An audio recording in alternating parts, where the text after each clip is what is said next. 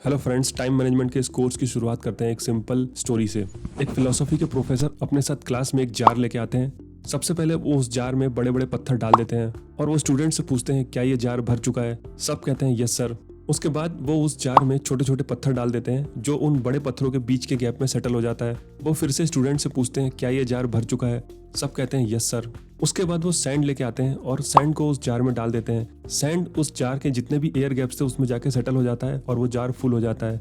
इसके बाद वो प्रोफेसर स्टूडेंट्स को समझाते हैं कि आपकी लाइफ भी इस जार की तरह है और रॉक्स हैं आपकी लाइफ की इंपॉर्टेंट चीजें जैसे कि फैमिली, हेल्थ एटसेट्रा। पेबल्स यानी कि छोटे पत्थर हैं आपकी लाइफ के काम जैसे कि कैरियर, फ्रेंड्स एटसेट्रा। और सैंड है आपकी लाइफ के लीस्ट इंपॉर्टेंट काम जैसे कि social media scrolling, web series, vlogs etcetera. अगर आप अपनी लाइफ के जार में सबसे पहले सैंड भर देते हैं तो उसमें बाकी रॉक्स और पेबल्स के लिए बिल्कुल भी जगह नहीं बचेगी। इसीलिए आपको सबसे पहले अपने इंपॉर्टेंट टास्क में फोकस करना है, फिर नेसेसरी टास्क में, और उसके बाद अगर आपके पास टाइम बच जाता है तो फिर लास्ट में जाके लीस्ट इंपॉर्टेंट टास्क में आपको फोकस करना है। Value of time. Time is a most valuable asset. लेकिन टाइम की वैल्यू आप कैसे मेजर करें? साइंस में एक सिंपल फंडा है कि जिसे आप मेजर नहीं कर सकते उसे आप इंप्रूव भी नहीं कर सकते। फॉर एग्जाम्पल, जिम में आप वेट मेजर करते हैं ताकि आप उसे घटा या बढ़ा सकें। एग्जाम्स में आप मार्क्स को इंप्रूव करने के लिए पढ़ते हैं।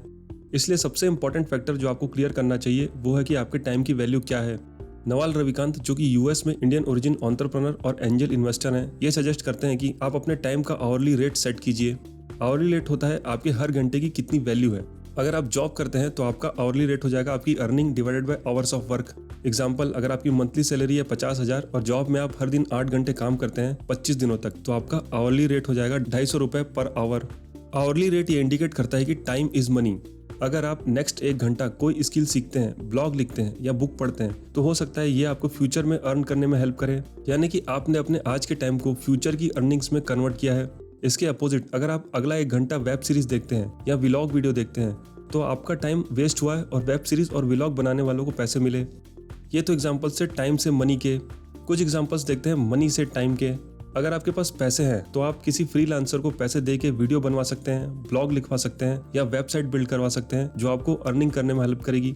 इससे आपका काम भी हो जाएगा और टाइम भी बचेगा, लेकिन इसके लिए आपको पैसे देने पड़ेंगे, यानी कि आपने अपने पैसों को टाइम में कन्वर्ट कर दिया है। इनिशियल ईयर्स में आपके पास टाइम ज़्यादा होता है और एज यू ग्रो ओल्ड आपके पास पैसे ज़्यादा होते हैं और टाइम कम होता है।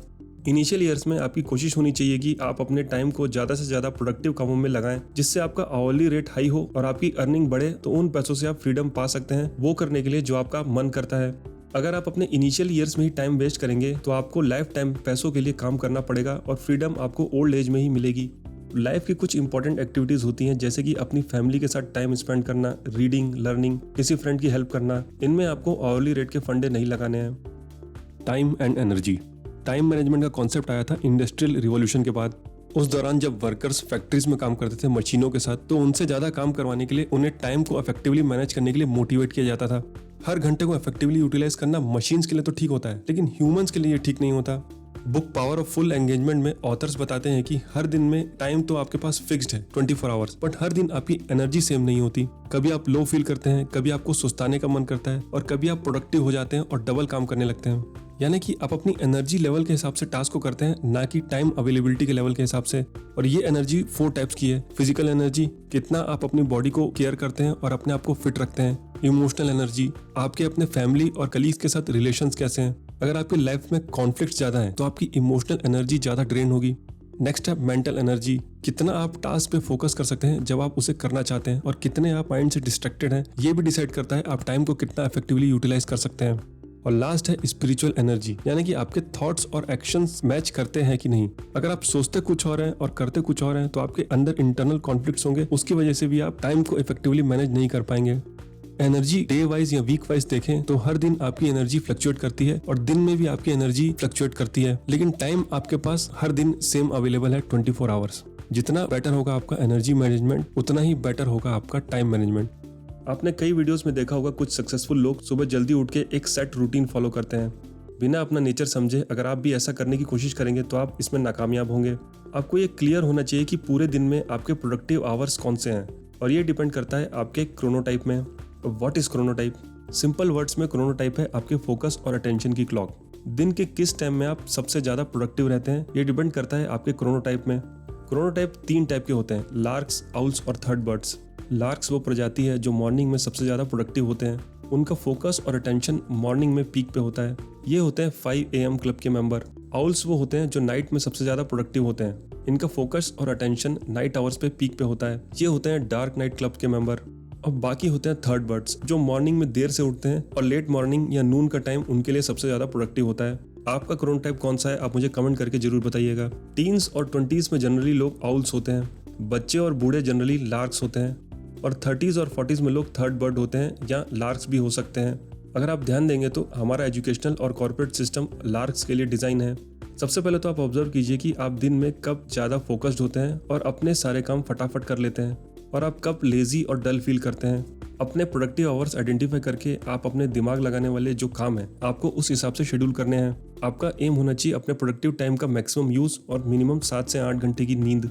इससे कोई फर्क नहीं पड़ता कि आप अर्ली मॉर्निंग में टास्क कर रहे हैं या लेट नाइट में। भेड़ चाल में पढ़ने के बजाय अपने प्रोडक्टिव आवर्स को आइडेंटिफाई कीजिए और उस हिसाब से टास्क को शेड्यूल कीजिए।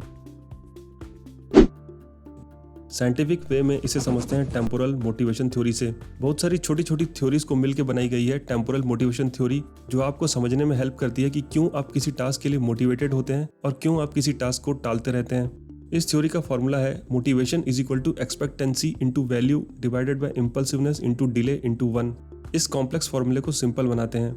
एक्सपेक्टेंसी है आपका बिलीफ कि जिस टास्क को आप कर रहे हैं उससे करके आप अपना अल्टीमेट आउटकम अचीव कर सकते हैं और आपको कॉन्फिडेंस है कि उस टास्क का डिफिकल्टी लेवल ऐसा है कि आप उसे आसानी से कर सकते हैं। वैल्यू है वो टास्क आपकी लाइफ में कितना बदलाव ला सकता है या कितनी वैल्यू ऐड कर सकता है। इम्पल्सिवनेस है कितनी आसानी से आप डिस्ट्रैक्ट होते हैं और डिले है आपके एफर्ट और आउटकम के बीच का टाइम गैप। इसे एक एग्जाम्पल से समझते हैं। फर्स्ट एग्जाम्पल है 1 नाइट फुल फाइट, यानी कि नेक्स्ट डे एग्जाम है और आप एक दिन पहले पढ़ने बैठे हैं। आप कॉन्फिडेंट हैं कि एक रात में पढ़ के आप एग्जाम में पास हो सकते हैं। एग्जाम क्लियर करने से आपकी लाइफ में पॉजिटिव इम्पैक्ट भी पड़ेगा और अपने दोस्त यार और सोशल मीडिया से एक दिन के लिए आपने पूरा कट ऑफ कर लिया है, यानी कि इम्पल्सिवनेस आपकी एकदम कम है और एग्जाम कल ही है। आज आप पढ़ेंगे और कल आपका रिजल्ट तय हो जाएगा, यानी कि मिनिमम डिले है एफर्ट और रिजल्ट के बीच में। इसका पूरा चांस है कि आप पढ़ाई के लिए 100% मोटिवेटेड होंगे। दूसरा सिनेरियो देखते हैं कि एग्जाम है आपका 6 महीने बाद। आप कॉन्फिडेंट नहीं है कि जो आप पढ़ेंगे वो एग्जाम में आएगा। वो टॉपिक पढ़ के आपकी लाइफ में कोई वैल्यू ऐड भी नहीं होगी, बस एग्जाम के लिए आपको उसे पढ़ना है। दोस्त यार, सोशल मीडिया, वेब सीरीज ने आपके माइंड को ऑक्यूपाई कर रखा है और आज अगर आप पढ़ेंगे भी तो रिजल्ट आपको 6 महीने बाद ही मिलेगा, यानी कि एफर्ट और रिजल्ट के बीच में है लंबा डिले। तो इसका पूरा चांस है कि आप पढ़ाई को टालने वाले हैं, आप प्रोक्रास्टिनेट करने वाले हैं। किसी भी टास्क को करने के लिए आप तब मोटिवेट होंगे जब आप कॉन्फिडेंट हो कि आप उस टास्क को कर सकते हैं और वो आउटकम आपकी लाइफ में पॉजिटिव चेंज लाएगा। इम्पल्सिवनेस को कंट्रोल करने के लिए आप साइंटिफिक मेथड्स जैसे कि टाइम ब्लॉकिंग या पोमोडोरो टेक्निक का यूज़ कर सकते हैं और एफर्ट और आउटकम के बीच के डिले को कम करने के लिए आप स्मॉल टारगेट्स बना के उन्हें अचीव करने के बाद अपने आप को ट्रीट के लिए प्रॉमिस कीजिए। जैसे कि पूरी बुक पढ़ने के बाद आइसक्रीम खाने के बजाय आप फिक्स कीजिए कि 50 पेजेस पढ़ने के बाद मैं आइसक्रीम खाऊंगा और 100 पेजेस के बाद एक वेब सीरीज देखूंगा, एटसेट्रा। इसमें फर्स्ट है पोमोडोरो टेक्निक। 1980s में एक यूनिवर्सिटी के स्टूडेंट थे फ्रांसिस्को सिरिलियो। फ्रांसिस्को स्ट्रगल कर रहे थे अपने असाइनमेंट्स को कंप्लीट करने के लिए।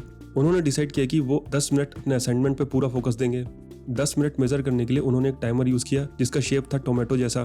टोमेटो को इटालियन में कहते हैं पोमोडोरो, इसलिए इस टेक्निक का नाम पड़ा पोमोडोरो टेक्निक। इस टेक्निक को यूज करने के लिए सबसे पहले आप एक टास्क सेलेक्ट कीजिए, 25 मिनट का टाइमर सेट कीजिए। 25 मिनट तक बिना डिस्ट्रैक्ट हुए उस टास्क को करने के बाद 5 मिनट का आप नेचर ब्रेक लीजिए। ये हो गया आपका एक पोमोडोरो सेशन। ऐसे 4 25 मिनट के पोमोडोरो सेशंस के बाद फाइनली 15 से 30 मिनट तक आप ब्रेक ले सकते हैं। एक बात आपको ध्यान रखना है कि ब्रेक में वीडियोस, गेम्स खेल के अपने माइंड को आपको एक्साइट नहीं करना है। फ्लो स्टेट मेंटेन करने के लिए माइंड का नॉर्मल स्टेट में होना जरूरी है। इसीलिए ब्रेक्स में आपको रिलैक्स करने वाली एक्टिविटीज जैसे म्यूजिक सुनना, taking rest, etcetera. Next technique है डिस्ट्रैक्शन फ्री टास्क करने के लिए टाइम ब्लॉकिंग। इसमें आप अपने दिन को डिफरेंट टाइम ब्लॉक्स में डिवाइड करते हैं और अपने प्रोडक्टिव टाइम में इंपॉर्टेंट टास्क शेड्यूल करते हैं। टाइम ब्लॉक का टाइम शुरू होने से पहले टास्क को करने के लिए जितने भी जुगाड़ हैं आपको रेडी करके रखने हैं। जनरली राइटर्स इस टेक्निक का यूज करते हैं क्योंकि उनको अपनी स्टोरी का स्ट्रक्चर सोचने के लिए और लिखने के लिए लंबा समय चाहिए। उन्हें लंबे समय तक फोकस्ड रहना पड़ता है। ये टेक्निक आप तब यूज कर सकते हैं जब आपके पास करने को बहुत कुछ है। बिना प्रॉपरली टाइम अलोकेट किए अगर आप बहुत सारी चीजें करने लगेंगे तो आप हर बार डिस्ट्रैक्ट हो जाएंगे और आपकी प्रोडक्टिविटी घटने लगेगी। पार्किंसन लॉ एक आइडिया है जिसके हिसाब से आप काम को करने के लिए जितना टाइम सेट करेंगे वो काम उस टाइम के हिसाब से एक्सटेंड होता जाएगा। Work expands to fill the time available for its completion. किसी छोटे से काम के लिए अगर आप ज्यादा टाइम फिक्स करते हैं तो जितना भी एक्स्ट्रा टाइम है आप वेस्ट कर देंगे और एंड में जाके ही उस काम को करेंगे। एग्जाम्पल, अगर एग्जाम आपका नेक्स्ट डे है तो भी आप ओवरनाइट सिलेबस कवर कर लेंगे, लेकिन अगर वही एग्जाम आपका 6 महीने बाद है तो स्टार्टिंग के कुछ महीने तो आप पढ़ना शुरू ही नहीं करेंगे, क्योंकि आपको पता है कि 1 महीने में आप सिलेबस कवर कर सकते हैं। पार्किंसन लॉ एक्सप्लेन करता है इंपॉर्टेंस ऑफ डेडलाइन। अगर डेडलाइन ना हो तो हम काम को टालते ही रहेंगे। डेडलाइंस की वजह से आपकी प्रोडक्टिविटी इंप्रूव होगी और आप काम को टाइम रहते खत्म कर पाएंगे। इसीलिए काम को ओपन एंडेड रखने के बजाय डेडलाइन सेट कीजिए। टास्क प्रायोरिटाइज कैसे करते हैं? इसके लिए आइजनहावर मैट्रिक्स एक प्रूवन मेथड है। इसमें आप अपने टास्क को 4 पार्ट्स में डिवाइड करते हैं: urgent, important, not urgent, not important. जो भी आपके बर्निंग टास्क हैं वो हैं इंपॉर्टेंट भी और अर्जेंट भी। डेडलाइन वाले आपके सारे टास्क इस कैटेगरी में आते हैं। अगर 2 दिन बाद आपका एग्जाम है तो एग्जाम के लिए पढ़ना आपके लिए इंपॉर्टेंट भी है और अर्जेंट भी है। नॉट अर्जेंट और इंपॉर्टेंट टास्क वो हैं जिन्हें आप करना तो चाहते हैं बट क्योंकि वो अर्जेंट नहीं है इसलिए आप उसे मिस कर देते हैं। एग्जाम्पल, एक्सरसाइज, रीडिंग, घर की सफाई। इन टास्क को अगर आप शेड्यूल नहीं करेंगे तो हर दिन आप इसे मिस कर देंगे। नेक्स्ट है अर्जेंट बट नॉट इम्पॉर्टेंट। दूसरों का काम जो आपके लिए इम्पॉर्टेंट नहीं है बट करना जरूरी है।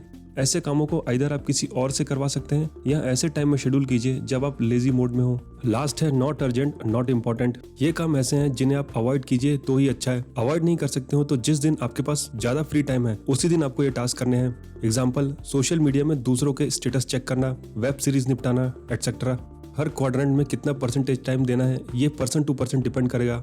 ये क्वाड्रेंट्स एक गाइडलाइन की तरह हैं। टास्क को प्रायोरिटाइज करने के लिए आप अपने टाइम के यूसेज का सेल्फ एनालिसिस कर सकते हैं। इन क्वाड्रेंट्स में अपने टास्क को डिवाइड करके आपका मैक्सिमम टाइम ऊपर के 2 क्वाड्रेंट्स की एक्टिविटी में होना चाहिए। अगर आपका मैक्सिमम टाइम नीचे के 2 क्वाड्रेंट्स में जाता है तो आप अपना टाइम वेस्ट कर रहे हैं और आपको री इवेल्युएट करने की जरूरत है। Brain dump technique. आपके ब्रेन की मेंटल कैपेसिटी लिमिटेड है, इसलिए अपने डे टू डे टास्क और इवेंट्स को अगर आप याद करने की कोशिश करेंगे तो बाकी काम को करने के लिए आपके ब्रेन में कैपेसिटी ही नहीं बचेगी। ब्रेन डंप यानी कि डे टू डे टास्क और इवेंट को ब्रेन से निकाल के किसी शेड्यूलर ऐप या डायरी में नोट कर लीजिए, ताकि आप हर वक्त सोचते न रहें कि आपको क्या करना है और आपका सारा फोकस इंपॉर्टेंट टास्क में हो। ब्रेन डंप आपको 2 वेज में हेल्प करता है। एक तो आप कांस्टेंट स्ट्रेस में नहीं होंगे कि आप किसी टास्क को मिस ना कर दें, और आपकी मेंटल कैपेसिटी फ्री हो जाएगी एनालिटिकल या क्रिएटिव टास्क को करने के लिए। अपने नोट को देख के आप आसानी से पता लगा सकते हैं कि आपको डे टू डे एक्टिविटीज क्या क्या करनी है। फ्रेंड्स, आपको भी ये लगता होगा कि आपके पास लाइफ में एक टाइम नहीं है कुछ भी करने का। मेक टाइम के ऑथर्स इसके 2 रीजंस बताते हैं: बिजी बैंडवैगन और इन्फिनिटी पूल। बिजी बैंडवैगन यानी कि जो बिजी है उसे प्रोडक्टिव माना जाता है, इसीलिए ज्यादा से ज्यादा प्रोडक्टिव होने के लिए आप ज्यादा से ज्यादा बिजी होने की कोशिश करते हैं। ब्रेक्स में भी आप काम के बारे में सोचते रहते हैं। आपको ऐसा लगता है कि अगर मैं ब्रेक लूंगा, छुट्टी पर चला जाऊंगा तो मैं कहीं पीछे न छूट जाऊं। सेकंड है इन्फिनिटी पूल। ये है वो सोशल मीडिया कंटेंट जो कि इनफाइनाइट है, जैसे कि यूट्यूब में वीडियोस इनफाइनाइट हैं, इंस्टाग्राम में फोटोज इनफाइनाइट हैं, और ये आपको इनफाइनाइट तरीके से डिस्ट्रैक्ट करने की कोशिश करते हैं। यानी कि आपके पास एंडलेस काम है करने को और आपके पास एंडलेस डिस्ट्रैक्शंस हैं झेलने को, और इन सब से जूझने के लिए आप केवल विल पावर का इस्तेमाल करते हैं। विल पावर में रिलाय करने से अच्छा आपकी लाइफ में सिस्टम्स या फ्रेमवर्क होने चाहिए टाइम को मैनेज करने के लिए। ऑथर सजेस्ट करते हैं 4 step framework: highlight, ledger, reflect और एनर्जाइज। हाईलाइट यानी कि अपने दिन का एक काम आपको डिसाइड करना है जिसे करने से आपको लगेगा कि आपका दिन सक्सेसफुल है। अगर आप उस एक काम को सेलेक्ट कर लेते हैं तो आप बिजी बैंडवैगन में नहीं फंसेंगे और इनफाइनाइट डिस्ट्रैक्शन से भी दूर रहेंगे। यह हाईलाइट वाला टास्क कुछ भी हो सकता है, या तो कोई अर्जेंट टास्क या ऐसा टास्क जो आपको सेटिस्फेक्शन दे या आपको खुशी दे। नेक्स्ट है लेजर।